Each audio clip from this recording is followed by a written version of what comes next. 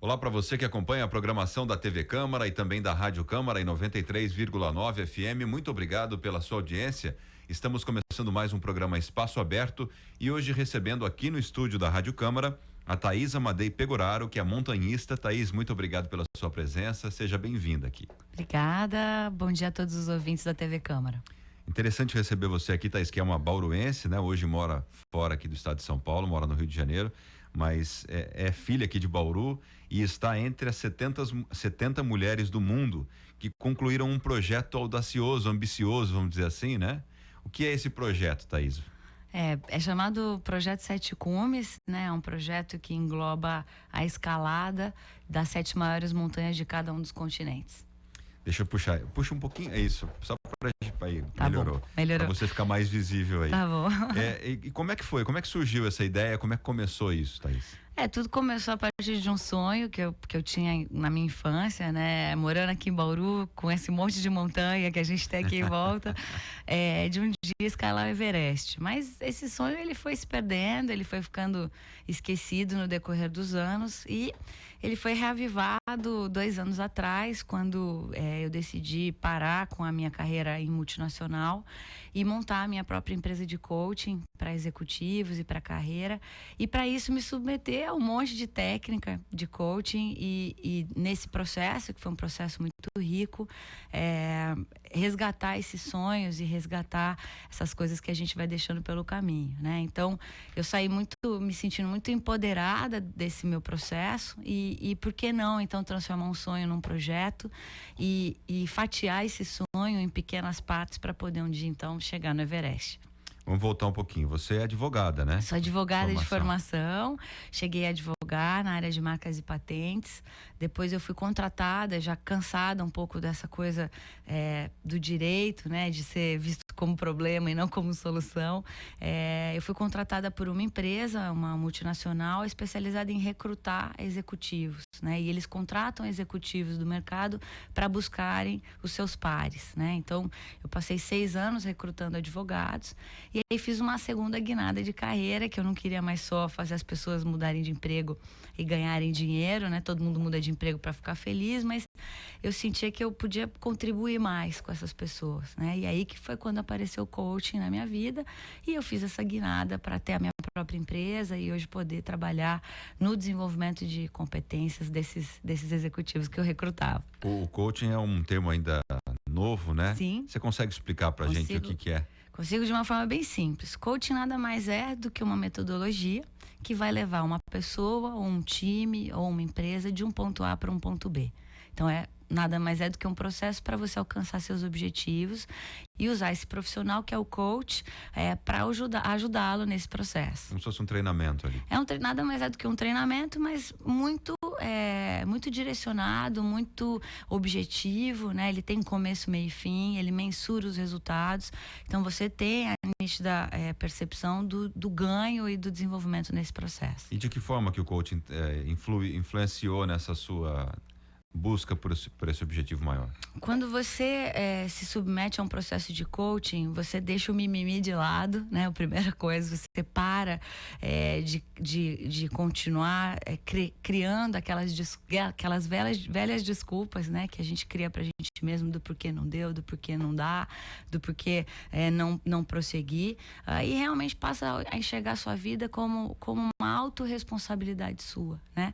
Então, no meu caso, o coaching ajudou muito nesse meu processo dos 7 cumes para me trazer mais foco, mais planejamento e mais disciplina, né? Eu, por ser uma pessoa extremamente curiosa e com bastante energia, eu desfocava, eu fazia várias coisas ao mesmo tempo, às vezes tinha a sensação que não dava conta e não tinha um fim para tudo aquilo. Então eu me centrei, né? Eu canalizei as minhas forças para atingir esse objetivo. Claro que com prejuízos em algumas outras áreas da minha vida, mas isso era o mais importante de ser feito nesse ano, né? E por isso condensar tudo num ano só, né? Para me dar mais direcionamento e mais foco. Tá, eu até, antes da gente começar a gravar, perguntei, alpinista, montanhista, aliás, perguntei se era alpinista, você me explicou que é montanhista, né? Sim, Por que montanhista? O termo genérico do esporte é montanhista, e aí você tem subdivisões dentro dessa expressão, né? Desde a escalada em rocha, a escalada em gelo, o alpinista, que é aquele que só faz as escaladas nos Alpes, e o trekker, que é a pessoa que faz as caminhadas e sobe montanha sem equipamento de escalada, mas só para fazer o trekking, né? E uma outra subdivisão são as altas montanhas. Então eu sou montanhista de alta montanha, que é considerada qualquer montanha acima de 4.000 metros. E aí a dúvida, né? Você praticava algum outro esporte antes de chegar nisso? Porque você falou que era um sonho de criança. Sim. Mas acho que você não praticou isso muitas vezes, né? Qual era o seu esporte favorito antes disso? Tênis. Chegou a jogar tênis? Joguei tênis, mas nunca fui atleta profissional e nem atleta amador em nenhum esporte, né? Como eu disse, eu sempre tive muita energia, fui curiosa, sempre me mantive ativa, né? Então, não posso dizer que eu era uma pessoa sedentária, mas eu comecei a escalar mesmo em março de 2014, né? Escalar em rocha, foi meu primeiro curso para me preparar para o Everest. Eu achava que eu precisava andar entre as pessoas do meio. Depois eu descobri que a escalada em rocha é outro esporte que no máximo me ajudou a subir o Everest em relação à exposição à altura, né? A você lidar com aquela gastura, com aquela aflição de estar num lugar extremamente exposto, mas a técnica em si da escalada em gelo é muito diferente, né? Então depois, em junho do mesmo ano, de 2015, eu fui fazer um curso de 2014, eu fui fazer um curso de escalada em gelo. Aí sim, com o primeiro contato com o esporte, né? Eu fui na Bolívia, que é aqui pertinho, com um custo-benefício bem acessível, para ver se meu corpo se adaptava à altitude, né? Fisiologicamente, não são todas as pessoas que se adaptam à altitude. A ciência ainda não explica por que eu me adapto, o João não, o Pedro sim, né? Ainda não tem essa explicação. E antes de eu gastar um dinheiro maior, eu queria ver se eu era adaptada e se eu conseguia. E foi ali que eu tive o primeiro contato com o esporte e realmente me apaixonei, porque tá no gelo e longe e na altitude é muito mágico ver, né, o quanto que a natureza é soberana e o quanto a gente é pequenininho. Então foi aí que foi apaixonante. Desses 7, o Everest é a referência, então a gente fala mais dele, né? Você disse aí nessa resposta sobre algumas dificuldades, né? Mas eu acho que não dá para resumir em 2 dificuldades só. Deve ter muita coisa, medo. Como é que foi lidar com tudo isso? Quais foram as principais dificuldades que você teve que enfrentar para chegar até lá em cima? Bom, dificuldade de toda sorte, né? Eu posso começar falando sobre a dificuldade financeira, né? Eu escolhi talvez caro, né? O pior ano da economia para fazer esse projeto. Eu não tive R$1 de patrocínio financeiro, mas eu descobri que todas as empresas me recebiam, né, para conhecer o meu projeto, achavam super legal, mas não tinham dinheiro, seja de verba de marketing ou de verba de incentivo para apostar no projeto, né? E ali eu podia ter desistido, né? Não tenho dinheiro, então vou deixar para lá.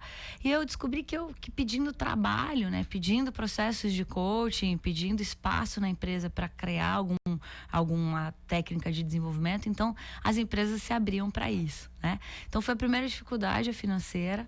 Depois foi a dificuldade da adaptação do meu corpo. Eu sou uma pessoa pequena, magra, eu precisei investir muito em treinamento específico para aguentar o tranco da montanha, né? Pra você ter uma ideia, no Everest eu perdi 10 quilos.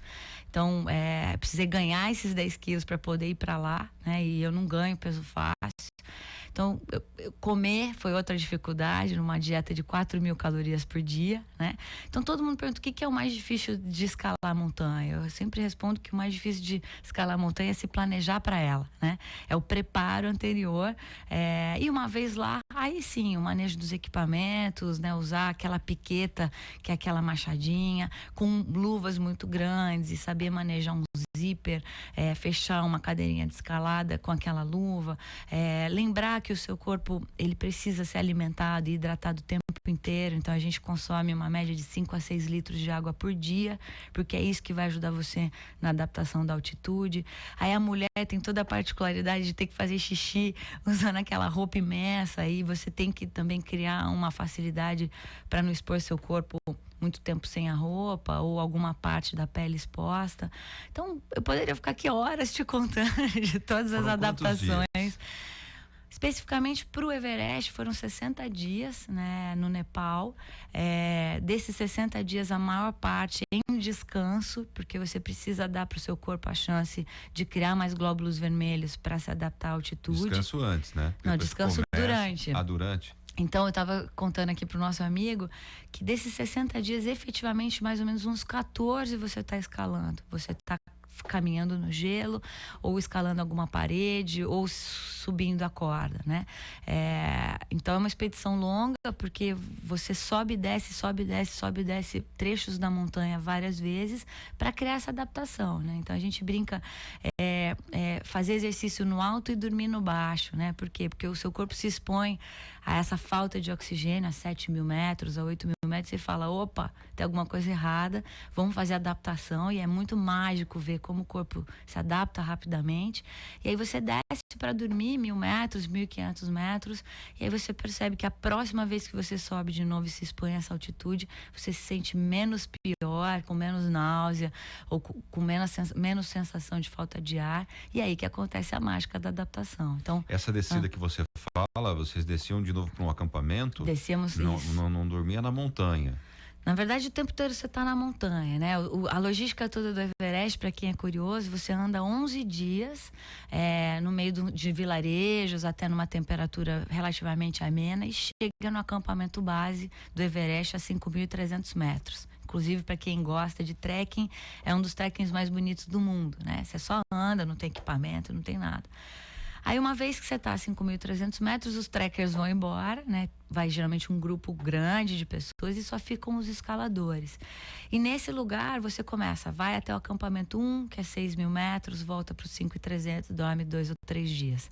Depois vai até o acampamento 2, que é mais ou menos a 7.000 metros, a 6.500 metros, volta para o acampamento base, dorme 3 ou 4 dias. Depois você vai a 7.000 metros, que é o acampamento 3, percorrendo todos esses outros acampamentos, e volta para os 5.300, e aí descansa mais uma semana para recuperar a energia, recuperar peso, recuperar o oxigênio. E aí você faz a tacada final, que é o ataque ao cume, que são 7 dias percorrendo acampamento 1, acampamento 2, acampamento 3, o 4, dorme no 4, faz a tacada até o cume e volta. Nessa tacada a gente demorou mais ou menos 20 horas, né, de atividade física, e depois desce até o acampamento base, finalizando aí o ciclo de escalada. Que loucura, então não é uma coisa muito simples. A gente acha que é simples, né? Desceu lá, já sobe, desce e vai embora, não é tão fácil tranquilamente, assim. né? A volta também é demorada ou não?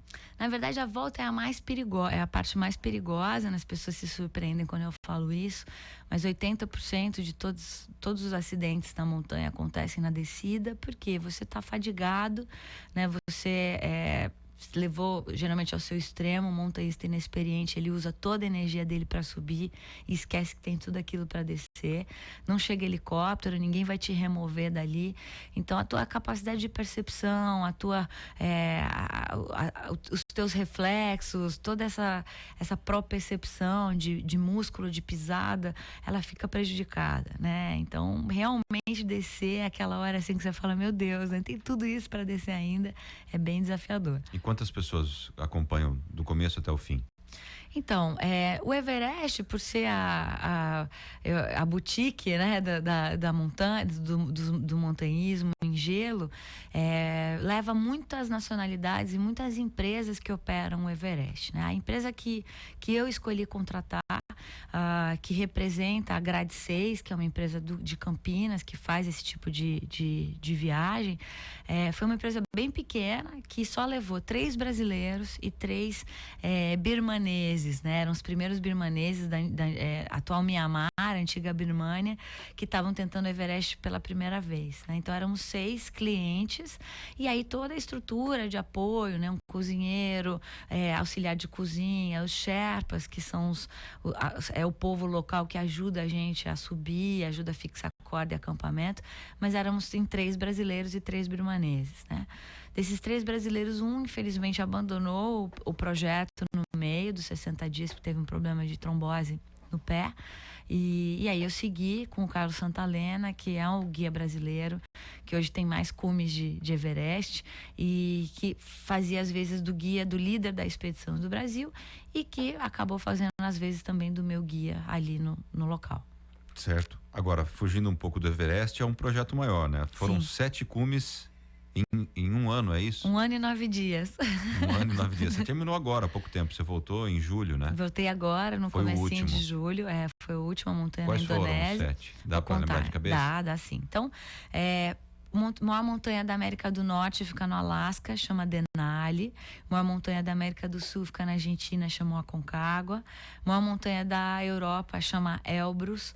Maior montanha da África chama Kilimanjaro. Maior montanha do Nepal, né, da Ásia, é o Everest mesmo. A maior montanha da Oceania chama-se Pirâmide Carstens. E aí a maior montanha do Polo Sul, né, bati lá na Antártica, chama Vinson. Então, essas 7 montanhas compõem o projeto 7 Cumes. Nossa, que legal, muito legal. E apesar de você não ter voltado com nenhuma medalha de ouro, né? Agora nessa época de Olimpíadas, em que a gente até ouviu o atleta da marcha olímpica falando, né, que o capitalismo cobra a medalha, não é isso? Cobra. Você trouxe um recorde, né? Que acho que para você é mais importante do que tudo. Na verdade, não, é engraçado, né? Mais importante que tudo para mim foi voltar inteira, né? Hoje, os empresários com quem eu sento me perguntam como foi o cálculo do retorno sobre o investimento desse projeto. Eu falei que foi o cálculo da saúde, né? Eu não podia fazer um cálculo de retorno ao investimento de uma coisa que eu não sabia se eu ia voltar, nem se eu ia voltar viva e inteira. Então, o mais importante para mim foi voltar, né? O recorde foi uma consequência. Eu nunca fiz esse projeto para bater esse recorde, nem sabia disso, né? Um colunista de um portal que chama extremos.com.br que divulgou isso em primeira mão. Então, isso foi o mais importante. Claro que agora, essa história do recorde, do Everest... Que é esse recorde? O recorde foi ter sido a brasileira, entre homens e mulheres, a fazer os 7 cumes mais rápido, né? Sendo que a média de todos os outros 6 foi em 10 anos. A minha foi 1 ano e 9 meses. E eu brinco que 1 ano e 9 dias, né? Eu brinco que fazer em 1 ano e 9 dias é muito mais fácil do que fazer em 10 anos, 20 anos. Acho que tem uma pessoa que fez em 20. Porque em 20 anos muita coisa acontece na sua vida, né? Os filhos acontecem, casamentos, empregos, outros compromissos. E você se manter fiel àquele projeto é muito mais desafiador do que eu, que foquei, né, a minha vida. Eu não parei de trabalhar por conta do que eu contei aqui, né, de ter tido que ir atrás da grana para realizar esse sonho.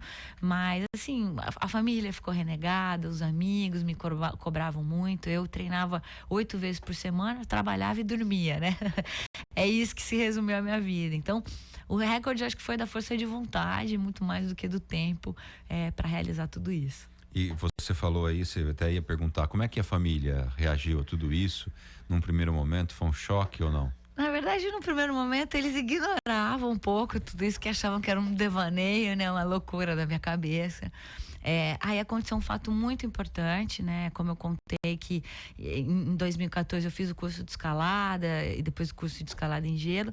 E aí no final desse ano, em dezembro, eu fui para Aconcagua, que era onde começaria o Projeto 7. Então, o Projeto 7 Cumes era para ter acabado até antes, né, de tudo isso. Mas foi uma primeira montanha que eu fui e a 300 metros do cume eu desisti da escalada e voltei, né? Eu tinha sofrido uma pequena queda, perdi muita energia, continuei caminhando, mas não consegui controlar o meu emocional, né? A minha descarga de adrenalina ali foi muito forte. E aí chegamos num ponto em que o guia virou para mim e falou: olha, você tem 2 horas para chegar até o cume. Eu via o cume, né? Você tem 2 horas para chegar até o cume e descer. E ali eu fiz um gerenciamento de risco, né? De entender que eu teria energia para chegar, mas talvez não tivesse para voltar. Ia depender de alguém me carregar ou de tomar algum medicamento, alguma coisa. E eu sempre quis fazer a montanha de uma maneira purista, né? Então, nesse dia, quando eu decidi que eu decidi abandonar o projeto, foi o momento em que a minha família entendeu que eu tinha limite, que eu estava consciente das minhas escolhas, e aí eles começaram a serem apoiadores incondicionais desses meus devaneios, né? Então, começar o projeto com um fracasso, que foi um grande desafio para mim, né? Ali eu tive que decidir se eu queria mesmo continuar, eu tive que decidir que a minha carga de treino tinha que ser muito maior do que eu havia planejado, eu tinha que decidir que o meu foco, o meu comprometimento estavam à prova e que eu tinha que realmente realmente me dedicar, ali foi fundamental para ganhar o apoio de todo mundo. Então, hoje eles são fãs, divulgam, torcem. A minha mãe, né, vou contar aqui uma coisa muito especial, minha mãe me acompanhou até o Everest, ela fez o trekking até o acampamento base comigo, né? Ela tem mais de 60 anos e foi um desafio pessoal para ela também, não só pelo trekking em si, mas uma pessoa que nunca foi à altitude, chegar a 5.000 metros